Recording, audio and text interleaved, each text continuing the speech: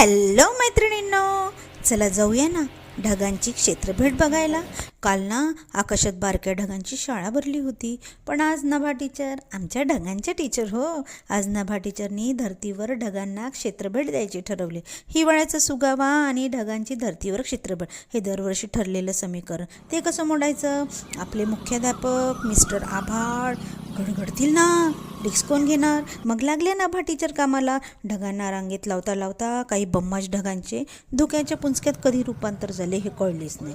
तरीही नभा टीचर ढगांना सतत तुतारी टोचत होते. अरे ढगांनो, जास्त फुगडी खेळू नका, रांग तुमची मोडू नका, धुक्यांची चादर पसरवू नका.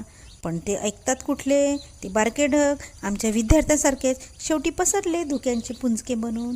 मग हळूच धुक्यांच्या पुंजक्यांनी हिरव्या सौंदर्याला कवीत घेतलं आणि अभ्यंग स्नानाचा घाट घातला आणि सारी मळगट वाहून नेली. दवबिंदूच्या स्पर्शाने सृष्टी नवजात बालकांसम मोहरली.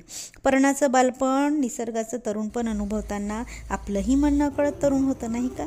मग आपणही कशाला मागे राहायचं? चला निसर्गाच्या कुशीत निसर्गाचं तरुणपण अनुभवायला. गप्पा आवडल्या असल्यास लाईक, शेअर आणि सबस्क्राईब करायला विसरू नका.